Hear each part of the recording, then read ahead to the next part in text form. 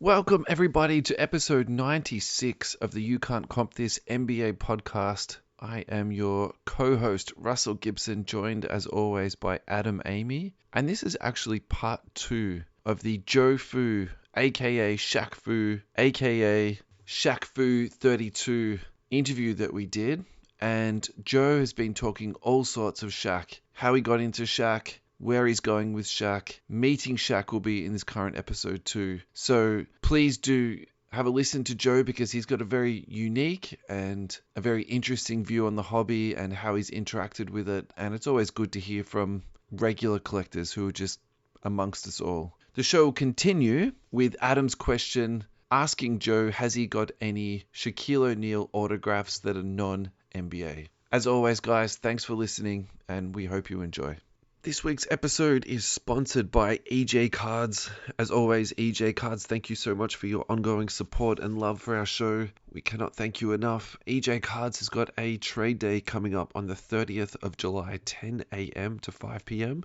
Shop 3, 2 to 4 Whitehorse Road in Blackburn. Free drinks and snacks all day. Designated kids trading zone. Carson's Pokemon Mega Mystery Box will be back. NBA Mystery Boxes. Special guest appearances from Gogi Collectibles, The Chamberlain, and You Can't Comp This. We'll be down there saying hi, having a chat with you guys, trading some cards, hopefully picking up some pocket change from the boxes. So guys, definitely check it out. EJ Sports Breaks on Facebook, at ejcards.au on Instagram. And of course, that address again is Shop 3, 2 to 4 Whitehorse Road in Blackburn, Victoria, Australia. Enjoy the show. Look, I've got. Is there one in existence? I could be wrong. There might not Look, be. he has signed stuff. Like I was actually. He was in Shazam. He was in Shazam. He has signed, like he's signed, and then people have gotten it authenticated. Brilliant. Okay. So they've done that, and I've seen that pop up online. My plan when I met him was to actually get him to sign one of my Pepsi Shaq cards. You know, because there was a set of the Pepsi cards that were made ages back, and then like when I found out he's not signing Jack, I was like, oh damn it, you know. Yeah. So, you know, when that was the most fastest meet and greet of my life, it was just kind of like walk right up and you get like 6 seconds, 6 to 10 seconds. It was less than 6, I'd gotta say. I was able to crack a joke at him because the whole Shaq evening with Shaq, he was just talking about going to kittens. Like he kind of bought a stakeholder share of it. And so who's going to kittens? Yeah, he just kind of just cracked jokes about kittens. So I just kind of just went right into the room because everyone's kind of queuing. And like this was at Crown, right? It was at the tennis court. It was like the Rod Laver. What's the name? It was like Rod Laver. It was at Rod Laver. Okay. Like, or Margaret.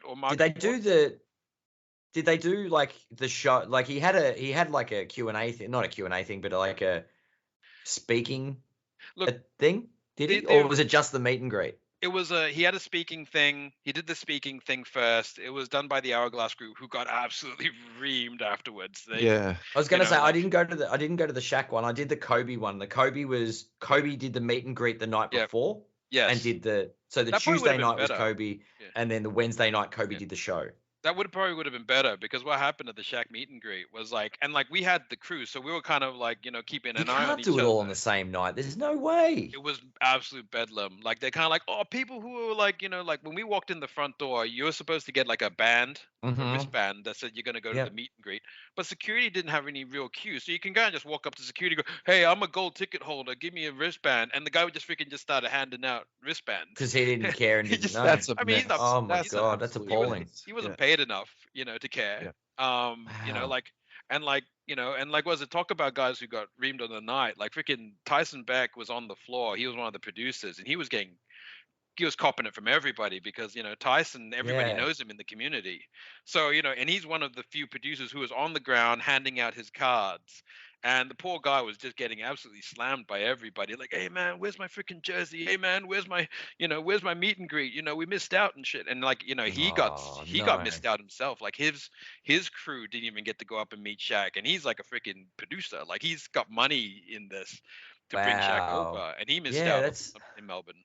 You know, so like Hourglass, like look, they've done some good things to make amends for it. Like they've sent out jerseys and framed jerseys and autographs, and from all respects, the jerseys have come back. Like some of the guys have sent them off to Beckett for authentication, and the autographs have come back authentic. So they have done their best to kind of make amends for it, refund. So you know what? Fair play to Hourglass. They've done a good job to own their mistake. But one guy that I'm watching out for is Chris Anstey. Like if Chris Anstey puts his name on an event, it'll be good. Like I went to the Dirk Nowitzki one, and great event. Like I had time to share with Dirk. Like I probably stood next to him for a solid minute or two. Oh and wow! had a little chat with him. Like my buddy was Yeah. telling him about the time he met him. He saw him play in America in the That's- All-Star game, and he was like, that's he's like, cool. "Oh, I saw you at the All-Star game," and like he's like, "Oh, which game was that?" And he's like, "Oh, that was the one where like Kobe had a blood nose." He's like, "Yeah, there was so much blood everywhere, man. I remember that game." And when we had the meet and greet, like they allowed us to kind of walk over and film. So like so some of the other guys were just coming over and filming for their friends and walking to the front and filming for their friends, and it was very civilized. Like we even had like a few minutes of question Q&A with him before we did the whole meet and greet. So we had that's beautiful. You know what I mean? Like that's an experience. And then the guys who I know Shaq wanted to record gambling commercials. That's probably why he crammed it into one night. and like he was like, I mean, it was such a phenomenon. Like like Shaq was like anywhere he walked, people were flooding. Like I've never seen such a frenzy for someone. So, I thought I was a Shaq madman. Like everybody else was like kind of queuing up in the city at 3 a.m. to get into like was it Court Kings? Yep. Like Culture Kings, Culture Kings. So trying to get so like people were queuing at Culture Kings since like 2 a.m., 3 a.m. Like crazy. And I'm like, man, I'm a Shaq fanatic, but I'm not that much of a Shaq fanatic. Like, there's another level, and he had like thousands of people following everywhere he went. Do you think it was just as simple as there was just too many people to see Shaq, and whereas there was a few less people for Durka, so then you had a bit more time to? Yeah, it was supply versus demand. Like Shaq's demand was a whole nother level, and Dirk I was gonna say, Kobe was crazy.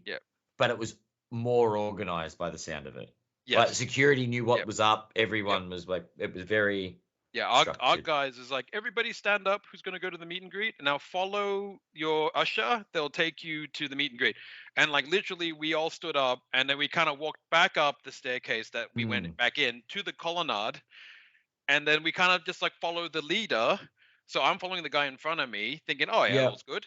And then we end up at some random security gate, and the security guys are like, you're in the wrong place. And we're like all kind of like, wait a minute, where the hell are we supposed to be? Where are we supposed to go? Yeah. And like we're all looking around, but I quickly spotted that, there was a security cordon being built on the staircase. And I'm like, oh wait, they're trying to set up security there. So that means that he's upstairs. So I quickly bolted over and just raised my wrist and just kind of showed my armband and knew that security hadn't got their shit together. Wayne's World style. Yep, and just VIP, waved. VIP. Yeah, kind of like FBI, just quickly check, and then and then walk right through, right? So I did that to them. Yeah. Blitz right past, got through the line before they set the security line, and then got upstairs. And like the ruckus that was downstairs, because once they set their line, there was a whole bunch of other people who hadn't gotten past. And security just saying like tidal wave of people. Yeah. Wow. And like, like there were people who had like, up like gold class level who didn't get it. And I was like a silver ticket holder. So my whole purpose was to get the Tyson Beck cards. So, these beauties. And they're a nice piece. He had made 3 of them. So you had to kind of choose on the night. And I kind of regret, I was actually pretty early. I should have actually picked the 32. That's the Orlando. But I was just kind of so caught up with, the whole hype of the night. And in hindsight, I probably should have just bought 3 passes, 3 tickets, and then just bought all of these, because like in the aftermath, in the market online, it was like buying in the hype. Like I always tell friends and other people, never buy in the hype. That's the worst time to buy. And then what happened to me? I bought in the hype for these because I was like, I'm not missing out on these types. Caught up in the hype train. Yeah, that's it picked me up. It just sucked me up, and I just went for a ride, and I just kind of, I don't regret it, but at the same time, though, it was a lesson learned. Like I was kind of like, wait a minute, for the, like I probably should have just bought 3 tickets and, and just gotten the 3 cards, which would have been, look, in hindsight, half the price, if not a third of the price. Yeah, right. But like that evening, like getting the chance to meet him, and like when I went upstairs, I was composed enough because the guy in front of me was an older fella and he was fumbling with his stuff, and security was just kind of like on his ass about like move, come on, hurry, hurry. Like there's this like Iranian dude Wow. in the Yeah. street just Yeah. going like, come on, move. Like, and this guy's like, he's like, oh, like it was just like, just trying to organize his shit. And then like while he was organizing his shit, I was kind of like, I had a moment to compose myself. And when it was my turn, I just basically just walked over to Shaq and just said, "Hey man, what time are we going to Kittens?" And he just like, a funny guy. I like, and like I shook his hand, looked at the camera, and then I got my photo, and like I had him smiling, and I'm like, boom, because like afterwards, when everyone was trying to collect their photos, it was all left on Facebook. So Yeah. they uploaded all to Facebook, and you just kind of had to find your photo. And me and the boys, we were just like looking through all the pictures and just laughing at all the horrible ones that got taken, and going Yeah. like, "Holy crap! Like if that was me, I'd be pissed." Like there's ones where like Shaq's like, and there's like other ones where it's like, Wow. like just horrible photos taken of them of this one moment, which would be, the moment for them, Highlight. Yeah. Yeah, and for sure. wrecked, absolutely wrecked. Like, and that's the thing. Like when I went to the Chris Anstey joint, like he did such a good job of just connecting the fan with the player and the athlete, because I Yeah. think he knows what they went through. And I've Mm. had good chats with him about this, because like whenever we have I just go have a chat with him. I said, "Look, man, I've seen him at the Hourglass events," and I'm like, "You're doing scouting. You've been, you've Yeah. been seeing, Sussing things you're out. sussing things out about how they do it, and then Yeah. tweak the way you do it to, to the fine art that it is now, so that, like when he did the premium ticket holders went first, and Yep. there's nothing advertised about it, but it's basically they all brought stuff, and all of it got signed. Like, so there were Yep. collectors who kind of just Good brought idea. in. Yeah, there were fans who brought in the stuff. It wasn't like those ridiculous ones where guys have these cardboard boards with like 5 or 10 different, pop cultures, and getting him to sign all of them so they can sell it on eBay. These were Yeah. legit fans who had paid the extra money and were being rewarded For for, their yeah. for putting that money in. Yeah. And like, It's awesome. great. And then like even after the Dirk Nowitzki event, at the end they had a huge Q&A. Yeah. I think we like, we did an auction. So there was an auction to break it up. So they're like artists like Onos and Tyson Beck, and Oh, like cool. they all contributed, like Dirk Nowitzki pieces, and there were like specially customized shoes that were being auctioned up. And so halfway through the show, there's this massive auction of all this stuff and memorabilia, and then at the very end they did a huge Q&A that went for like 20, 30 questions long. Like it went for a Wow. while, That's Q&A. awesome. Just like instead of an intermission, you're having a auction intermission. Yeah, Just giving it that beautiful break and then into the second act. Like, and that's then and that's really clever. really smart, and plus Yeah. he's raising a little money. He's Yeah. giving back to the community, like like I Kevin at Ono's, like he's done some amazing artwork, and having that chance to kind of talk with him and Tyson at all these events, like it's really cool how much outpouring from the community is is in there. Yeah. Yeah. Hey, you got any more questions, mate? Do you have any? Because I've got one. You go, because there's definitely two things I want to talk about today in terms of pop culture, in terms of cards. Yeah. Brilliant. So my question is, I know we've talked about like your acquisition, like the big acquisition, the jet. You've got a lot of cards. Now, there are some cards that just come with stories. Yeah. Clearly, we just went through the Shaq meet and greet, the Tyson Beck cards, and the coulda, shoulda, woulda there. Yeah. Is there a story and a card to go with said story that really just sticks out in your mind? Look, I like that Tyson Beck set, like this trio, like just kind of talking with the boys and having that beer beforehand, and kind of just going like, which one are you gonna pick? And and like I still remember the meet and greet, because Matty B had flown all the way from WA, and he'd brought some of his Shaqs to show, and he brought this like ridiculous Shaquille O'Neal. It was like a raising the roof Shaquille O'Neal, plus like a whole bunch of autos and really nice inserts. But that raise the roof is a $10,000 card. And he just put it on the plane, took it with him on the plane for a plane ride. And his plan was to kind of like, have it and show it to Shaq and we were all talking about what we could do with Shaq. And I was like, oh, I'm going to bring a bottle of Shandon and have it with the Superman logo glued on it. Like, we're a bunch of kids. Like, we're freaking like 40-year-old men just talking about Shaq meet and greet and like showing off our cards, like, like a bunch of little kids. And it was, it's just awesome, man. Like, I still remember that evening, and just the fact that he just nonchalantly just dumped his cards on the pub table, and like it wasn't even in a case. He didn't bring it in this like crazy lockbox. It was just in his pocket. He just kind of just carried it in this one touch, and he just just left it on the table while we're talking cards and drinking beer and eating chips, like these 3 cards have a special place in my heart. These ones I think are probably just as big too. So these are all my 90s ones, and each one of these have a significant memory. So Dunkin' Go Nuts, I remember this, and this was like one of my top chases when I started this collection. Like, it was such an iconic card. It goes all the way back to 1999, 2000. So that's like when I was in year 10. Year 9, year 10.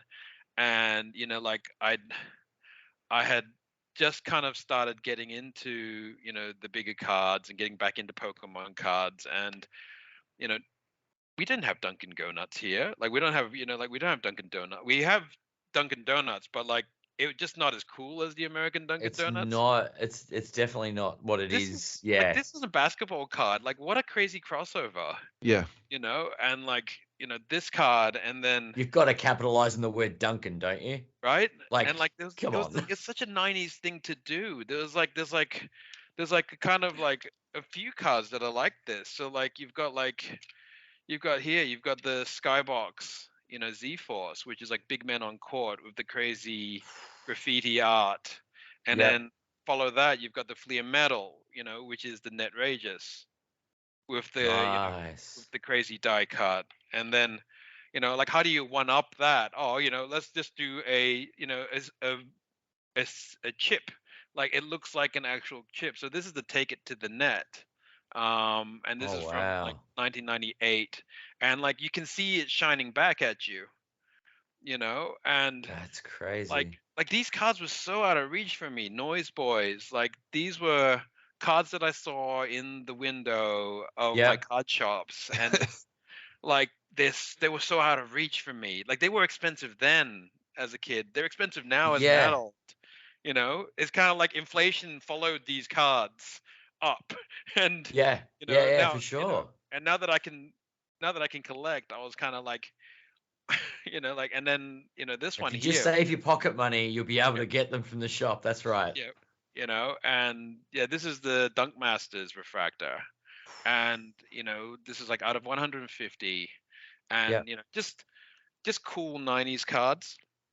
And each one of them each one of these cards, whenever I look at them, and they just take me back to my childhood. Like, Golden Touch, like these, I remember looking at them. They were behind the lockbox. These were not cheap cards then in the 90s. They're not cheap cards now in 2026. And so this collecting these were really big for me. And this year I've made it a mission this year to kind of really chase the old 90s cards. And just because they're my childhood, like, and then these are the cards. It's a pleasant experience in the hobby. You know what I mean? Like, it's your grassroots. Effectively, it's like we talked about playing basketball as you played basketball as a child. You played some rep ball, and you've got those fond memories. You know what I mean? Like, we're years and years down the track, and we've all got bigger collections these days and can afford to buy different cards. But it's going back to that experience, and that's why we stay in it, I guess. Yeah, and it's just pure. Like, I just like I'm really happy when when these cards just show up, and some of these have just been really people reaching out, and most of these are just people reaching out, and through IG or through Facebook, and just going, hey, do you have this yet? just like through your chat, like they'll be Yeah. like, "Hey Joe, do you have these yet?" And I'm like, Yeah. and just that initial chat, and then we start chatting, and then like, all these friendships start forming. Like I've got, like there's this guy Paul Flynn who just collects like patches, like ridiculous flawless patches, and I talk to him all the time, and it's just like, dude, have you got this one yet? And we're both like, when I'm like hunting Shaqs, I'll link him in on ones that I find, Yeah. just like how others just tag me, and like it's just fun, like Glenn's currently in Vietnam, so he's not tagging me right now, but he tags me like every night. um like these, he's my, like, these guys who just like, they're my eyes and ears, and that's pretty much what I started the whole Instagram for. And to just, because I'm so busy most of the time, I just don't have the time to stay on Facebook and scroll through the chats and the forums. So Yeah. like, it's these guys, they saved my ass. They built the collection for me. Like, yeah, no need to have eBay alerts on when you've got an army of followers that'll tag you in everything. that just tag me, like, and like, look, deals happen and sometimes they don't, like that's the nature of it, and and that's the thing, like, Yeah. people, like, I love it, but like at the same time they're like, you gotta, you need to know your prices, which is where you were asking me before about that price list and like that Grail checklist. And like, Yeah. I did my research, I created the list, and like I keep it on my phone at all times, so I've got the list just kind of at my fingertip at all times, ready, because like, just in case I need it, it's there, and I kind of have a rough guide as to how much I want to spend on a particular card. So like, I've Yeah. got a legit list here, and I just kind of tick them off as they That's come up. sensational. Because like, it's really important to have that list, because like, I've had people come to me with some really tempting cards, and I've just been like, I want it really It's badly, showing that restraint, I guess, that and kind of understanding that, like, okay, if I pass on this, why am I passing on it? And is it because like, there's something better? And like, there've been times where last year I was buying up so much that I just didn't have the funds to pick up when something really came up that I really, really wanted, or somebody approached me. And I've been lucky, like this Shaq logo, man, like I passed it up, and then the same seller came back to me, probably, I told him, look, I don't have the money right now. It's an auto logo, man, with the laundry tag. yeah. And at that time, I didn't have the money to buy the one card. And then he came back to me like 6 months, 8 months later, and he said, hey man, you know, what's up? And I was like, and the night that he talked to me was the night that my dad had been admitted to hospital. He had an accident. He was in hospital, and I was just couldn't sleep that night. And he was talking to me, and I was just talking to him about Shaq and why I love collecting Shaq. And he took me to a whole other place for my mind to go. And Yeah. because like, I lost my dad about a week later from that injury, but just that Yeah. night I couldn't sleep, and I was talking to him about Shaq. Just some random Yeah. baker in Ringwood decided to message me and say, hey, do you want my Shaq? And then we just started talking about Shaq at like 5 6 a.m. in the morning, because he was big. Wow. And like, and then he came and I said, look, I just don't have the money right now. Yeah. Hit me up if you don't have any sales, maybe later. And he came back to me literally 6 months later and said, hey, do you want it? It's still available. And I said, actually, I can. And what else have you got? And I bought out his whole collection at that time. Yeah, 'Cause, right. I was in a better position to pick Yeah. up his cards, and that's when I added this card to the collection. That is a So beautiful piece. man, it's an awesome card, and like, it's one of those kind of cards where like, like it's one of the centerpieces for the collection, for Yeah. many reasons. Like, it Of was, course. like, I kind of tie my memories of dad to this card now. Yeah. Like, I Yeah, kind right. Yeah. like, it's part of me now. Yeah. So yeah, that night was probably one of the worst nights of my life, because like, we just didn't know whether he was going to survive that night. And just talking to some random guy about Shaq and reminiscing about NBA in the 80s Yeah. and 90s, and just talking about the greats of the old, just talking ball Yeah. for Just like an hour. get you through a very, yeah. Really, what would have been a really dark time, and he just kind Yeah. of just allowed me to just switch my mind off from worrying, and Yeah. I was able to kind of have a good go to sleep after that. Yeah. That's amazing. That's awesome. So yeah, man, love the community, which is why like I'm always trying, to do the right thing. Yeah. Like we talked about this when we were at the swap meet, like, and how like, yeah, like when guys like, come to you with a great deal and it's like, okay, do you do the right thing? And they've undervalued their card way too hard, and or do you kind of educate them a little bit? And like, some deals, some people you can get through and tell them, but some deals you can't. And I've tried my best to kind of, when people come to me asking for prices and like, how much do you reckon this is, I'll take the time and I'll help them out, like teach them a little bit about how to comp, where to look for, even go as far as to, like even search it for them myself, because for whatever reason they can't find it, but I can. So I'll do my best to help out others, because a lot of the community have helped me out big time. Pay it forward. Pay it forward, exactly. Yeah. Always paying it forward. Can we segue into some current but non-Shaq related news? As long as we can say Shaq within the story, that's fine. We'll just you can say Shaq if you want. But so a sale today finished up for Victor Wembanyama. It is his Topps first Bowman. Yep. Which, if you're not familiar with these, that's totally understandable. And the only reason why I am familiar with them is because it's a baseball thing, and my brother's a really heavy baseball collector. So the other way of thinking about a first Bowman is it's literally like the first card that comes out.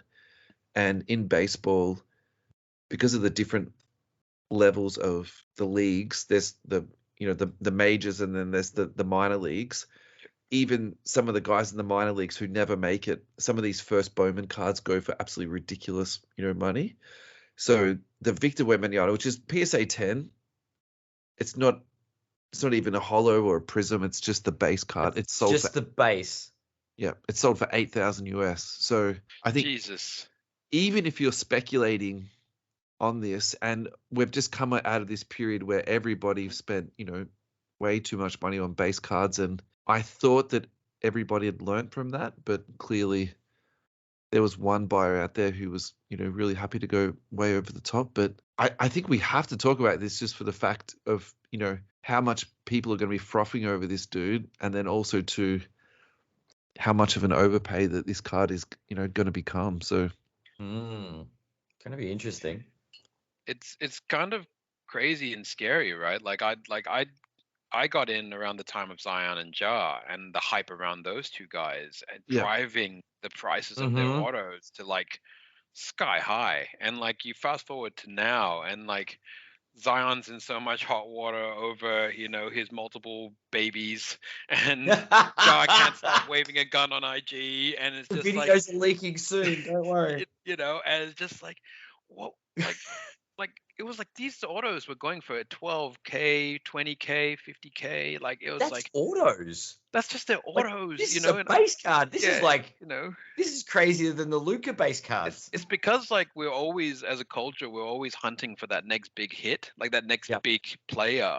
And I think like we've kind of built up the collectors who hit on MJ. Like the guy, it goes back to MJ. It's kind of like, that MJ rookie card, like if, like the first guy who has that, they bought it at like, 2 cents on the nickel. And, now that's a $500,000 card, like it has to be, like these people who are buying it at whatever prices they are right now, probably thinking, like in 30 years time, 20 years time, I'm going to be laughing my ass off. When he sells it for $80 because it's a base card.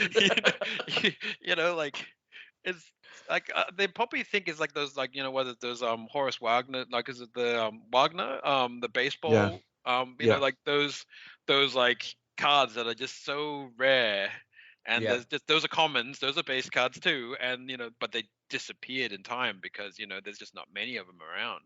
That even a graded 0 or 1 is worth tens of thousands. I don't think we're going to see those cards disappearing again, though. I think, you know what I mean? Depends how regulated the hobby gets. Yeah. Yeah. It's like, Look, I'm really taken aback by this. I would love to speak to the person that's who crazy. bought that. Look, it's the US, so there's crazier things that happen in the United States. But God, people have those are the kind of instances where you're like, yeah, people have more money than sense. Yep. Because it's just like for that same money, I'm gonna get something absolutely ridiculous for my PC. Look, that's maybe as true as it gets. Maybe that $8,000 to them is like me spending $100. It's the same. It's a sneeze. Yeah, it's the same thing. It's like it's like the guys who bought like that Luca RPA. Like that Luca RPA. It was just like was it one? Like $500,000 or like 1.1. And then like you fast forward to now, and it's like that card has dipped in value 30%. This guy has lost like 300,000. Hundreds of thousands of dollars. Except gone. The guy who sold it, he then rebought it back at a fraction of the price. So he was the one who was playing chess. He was laughing. Final segue of tonight. Sabrina Ionescu, she hit 92% of her shots in the 3-point contest. So she got 37 points, which is the greatest score ever. That's pretty disappointing. She missed the money ball on the 4th rack. It's been nice, but it's crazy. I think he only missed two shots. That's correct. She missed the first shot. Yeah. And the money ball on the 4th rack. That's it. So we spoke about her a few shows back because her 1-on-1 sold for, I think that sold for about 10K, wasn't it, Ad? 10 or 12K, yeah. It was around Yep. So if you go to Card Ladder and check out her silver PSA 10s, you'll be surprised what they've sold for. So there's actually not that many sales all time. So if you look at the all time, it's probably about 15 sales. The highest it sold for was 1,500 US.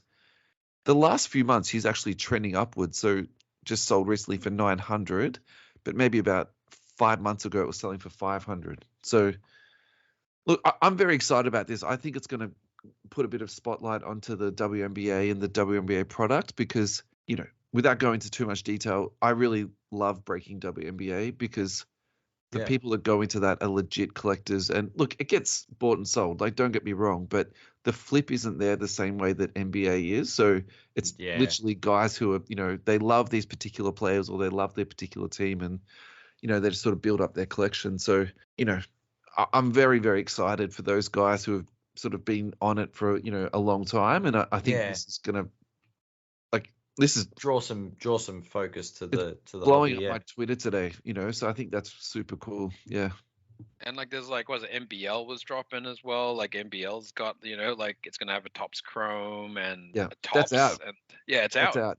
And they've done a throwback to the 1970s Topps. It's kind of cool.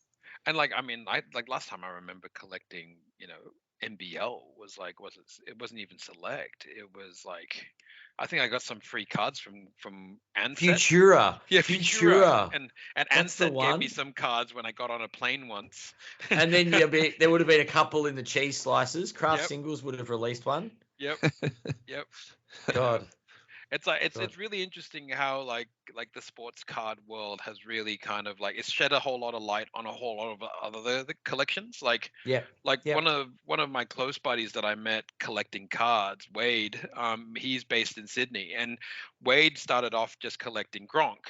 And then he became a super Gronk collector, and then he just sold it all, and then moved on to I'm going to collect Mike Trout, and he started collecting a ridiculous collection of Mike Trout, and then now he's just collecting Apple, so he's now his whole IG now is he's the iPod king down under on his IG, and he's just got every single iPod known to man, and just like all this Apple stuff, like autographs from the producers, and he's hunting the computer. That's crazy. Did he get inspired by, was it the King of Collectibles? And the King of Collectibles. That was because they had the Apple One, the original Mac. Yeah, but his collection's already huge by the time he saw King of Collectibles, and I was like, dude, this guy, he's got the shit you need, Right. and it was like, it's really interesting how people get into cards. They might have come from somewhere else. Like I came from Hot Wheels, which is what you see behind me, which is like the little cool combis. And cabinet, I've still got some of the more cool combis.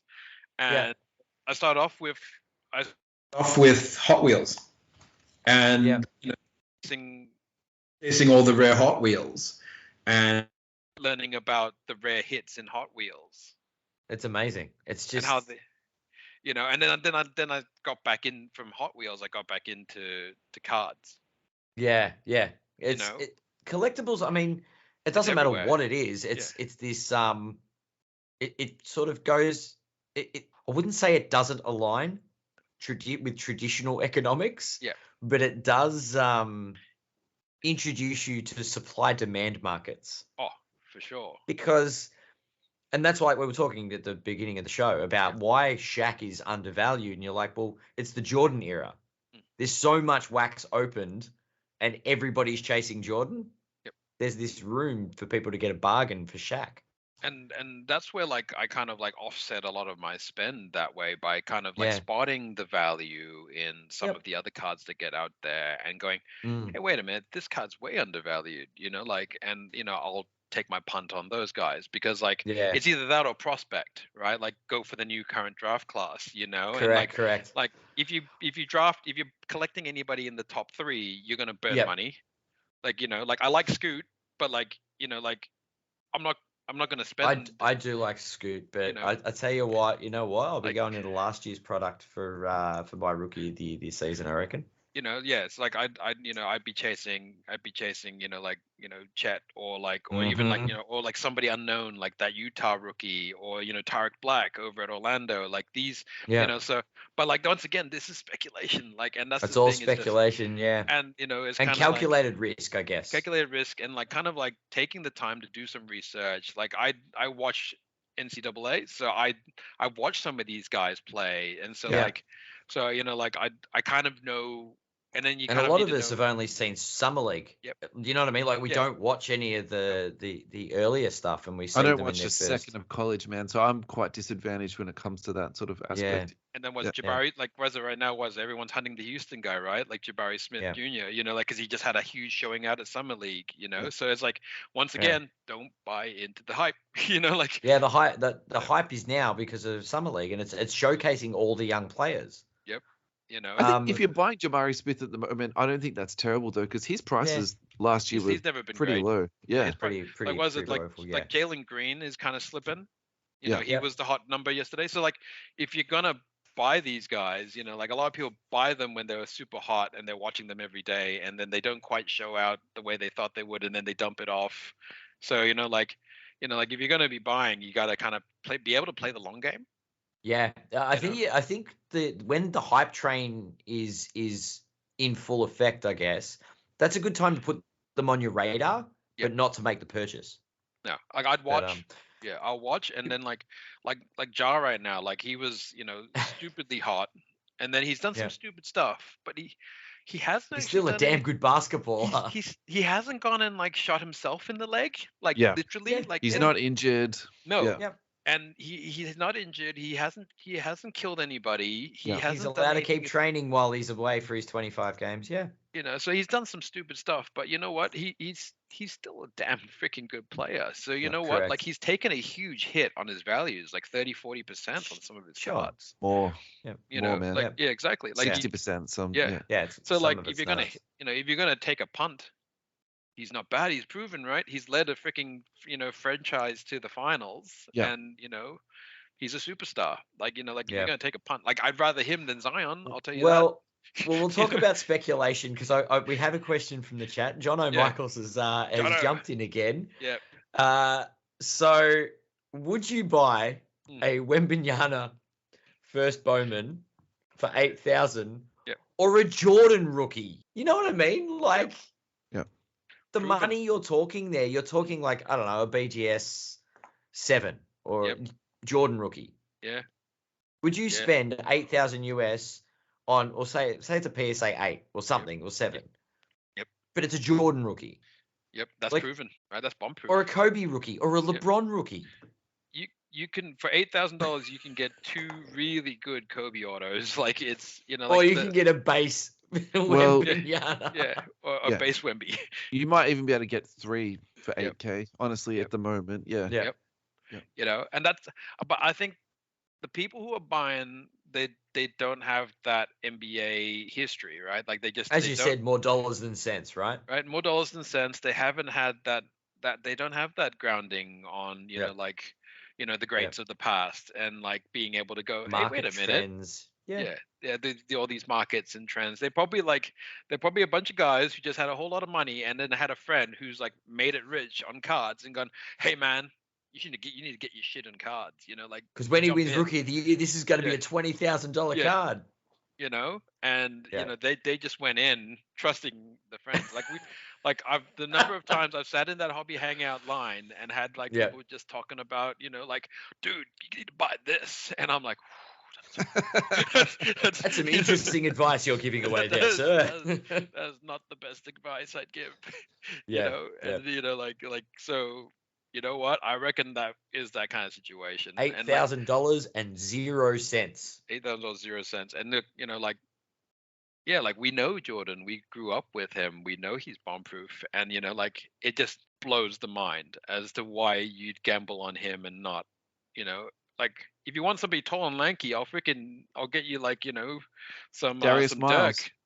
So Darius Miles, or some Hakeem Olajuwon, or freaking Kareem Abdul-Jabbar, for that Kareem price. Hit that guy went all right. Man, Kareem did all right, and then was it, Bill Russell? Who the hell is that guy, right? Will Chamberlain. Will Chamberlain, tall and lanky, he only scored 100 points in the game. That's nothing, right? So Jabari Smith Jr. red number to 199 PSA 10 recently just sold for $400 US. I think that's seems good value. Excellent. That's not for bad. A numbered Prism PSA 10. Yep. Yeah. Easy. Delicious. That's not 8,000 for a base card. It is not 8,000 for a base card. Nope. I think that comes into the whole being able to weigh what you can get, and that's us kind of going $8,000. What else can I buy for $8,000? And us being able to go straight off the top of our heads, going, there's about 50 different cards I can name right now. Yeah. Yep. Final thoughts, Joe. What do you got for us, man?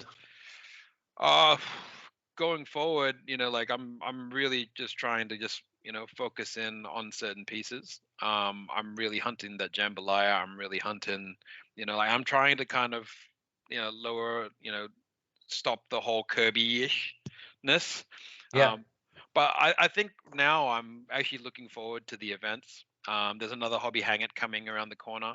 Yeah. It's not very far away. This EJ Trade Day coming up. There's another Melbourne card show coming up. There's a lot of events. Yeah, it's very vibrant. Yeah, there's a lot of events coming up for a dead hobby. We're pretty vibrant at the moment. Yep, and I think right now for me, it's kind of picking the right targets, because the prices, our exchange rate is pretty poor right now. So and you can kind of see it in the market. The prices have dipped. Yeah. But the thing is that the prices have dipped in the US, but then our economy, our dollar is so weak. Yeah. So it's just kind of it's pretty much, the prices pretty much stayed the same. Yeah. So right now it's just, for me, it's just kind of laying the groundwork for what am I going to do going forward, which is probably a lot more, probably focus a lot more on my Instagram, probably focus a lot more on, building a YouTube, and, and just trying to create that time to kind of maybe do a little bit more information. And if there's less mail days, maybe there should be some flashbacks. Yeah, do some flashbacks with some stories for cards. Yeah, and just kind of change up the way I present. Just try a few new things. And then, duck it into being able to tie it in with these events that are coming, a hobby hangout and all that, and try to set up some nice trades. That's what I've done at a lot of the hobby hangouts. I'll usually start planting the seeds around now in the next month or two, and it's just start planting the seeds for hobby hangout, and start putting my feelers out to anybody who's got some really good pieces, and that I'm really targeting, and then see if I can make a deal happen and actually go meet them in person.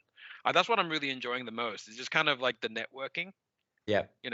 Meeting everybody, talking cards, and just kind of, I spent the whole happy hangout essentially just walking around to all the shopkeepers and just saying hi, talk a little shit, and just kind of see how they're at. And you know, what are they doing next and what's up, you know, and like I'm looking forward to seeing, you know, a lot of my, you know, a lot of friends, because like there's a lot of people who, you know, I'll just run into at the shop, like Andy's Toy Story. Like I saw him like, you know, filming one time, and I'm like, Andy, and he's like, oh, Jack, you know, Jojo, you know, and I just like, and then like, you know, while in the middle of his you know, his podcast, I'm kind of just jumping in, you know. No, I think I'm really just kind of, I'm at a stage now in the hobby where like, yeah, I'm kind of like, I'm dialing back on just buying, and more focusing on really picking the right pieces and getting the pieces that really mean a lot to me now. And, you know, trying to like, you know, buy less, but the value is higher, obviously, because now these pieces are, you know, they're getting up there. So, you know, like I won't be buying, you know, 1,000 cards at $2, but, you know, I'll buy one at $2. You know, it's like, and it's crazy. Like once you've broken the seal, it's really scary. Like once you've broken the seal once, you're like, oh, I'd never spend that much on that. And then you do it once, and then like that's easy. It becomes a trend, and then like then you go, man, I've broken, you know, like that's the max I've done, but I'll never go past, you know, this number. And then you go past that number, you're like, you know, like so. There's some another pieces notch like in the belt, so to speak. yeah, and then you kind of like once you've broken the seal once, you just kind of like, and the floodgates are open now. You know, like I never old hat, man, I never thought I'd ever end up with, you know, like the dual autos, you know, like you know, the Dwayne Wade Shaq dual auto, and then I've got that's going to come in my mail day. Which I'll probably have to get on and send you guys a photo or something, or we'll have to have another chat. But I've got the Penny Hardaway Shaq dual auto in an immaculate. Sweet. Whoa. That's a fantastic card. I have that, and I'm waiting to bring that over. So I've got that waiting for me in America. Yeah, and that's beautiful. You know, so and then like the final piece of that will eventually be probably like a Kobe Shaq. Yeah, that's the one, isn't it? That's You know, and like you know, I told myself I'd never, you know, I would be happy with just this. All started. There's actually one for auction at the moment on eBay. Yeah, and it's going for like 3,000 at the moment. 4,550 at the moment. Yeah. I was tracking that. That's the one with the Shaq and the sticker autos though. I think they're both stickers, which was such a. It looks like Kobe's on card and Shaq is the sticker. Yeah, that's it. That's the one. Yeah. Because I've got that on my watch list, and yeah, it's going for some stupid money right now. I'm looking to buy Kobe at the moment, so I'm just trying to get my head around what they go for and sort of like where it's going to. Like, so that's how that's in my list. As far as sticker autos go, I actually don't mind the old Topps stickers. Like I'll because they're really shiny. They've got the tops. They've got the sticker itself is almost a feature. Yeah. The Panini ones, they're very plain. Like they're just kind of this like little. They're just like, you know, and like so I particularly hate them in like any one of one. Because like it's no longer a one of one, right? Like it's a sticker from a sheet of 1,000 stickers. That's correct. That's true. You know, so yeah, I kind of draw the line at the like. There'll be some like I've got a few sticker autos, but like they're mainly the tops and the tops chrome ones. Yeah.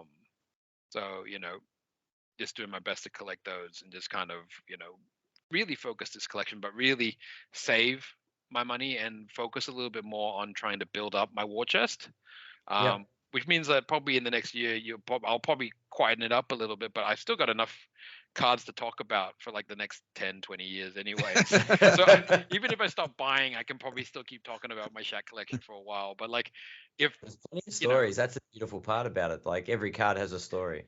Man, and that's the thing. It doesn't matter if it was like that dollar card or the $10,000 card. Like every time, you know, like, and that's you know, like, you know, that upper deck Shaq auto, you know, like it, you know, like it goes up in tone and value. Like I saw somebody, you know, like, but like that upper deck Shaq auto, that rookie card, that has so many memories, and it's such a nice reachable card. So like if anyone's collecting, it's kind of like it's a good place to start. Like start right there. It can be a $20 card with a $20,000 story. Yep. Or it could be a $20,000 card with a $20 story. Yep. It's you know, and somewhere in between. You know, and that's the kind of the message I got from collecting is, you know, like just pick your player, focus on it, and just start. And we Embrace talked about it. that. Embrace it. Just Yeah. get the little stuff first. Build it out. Flesh out this collection. Yeah.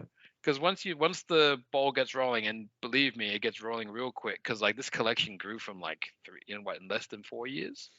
Yeah. I went from going through the bargain bin to now chasing some ridiculous pieces that I just never thought I'd get. And Jono helped me get the last piece of this sneaker spotlight. There's 4 of them. He has mentioned that in the chat. Yeah, he got me the last piece. I told him the hardest one to get. He keeps he did read for us. Horrible negotiating skills on my part, because I literally went up to him and said, "I need this." I'm desperate for this card. Like he like honestly, like, and we did a good trade. Jono, bless him. Like I said, he could have taken me to the cleaners that day, and he didn't. He's always given me a good deal, and he gives a lot of people a lot of great deals. So and that's the thing. This community, like the guys behind it, the breakers, the collectors, the other guys that have collections, like I've gotten my collection from other people's collections. Like Dan Howe's reached out to me with some cards. Gabby Anger from Sydney has reached out to me, from the Mac collection. Like he's got a really ridiculous collection himself, and he's got some great Shaqs that he's not going to let out of his vault.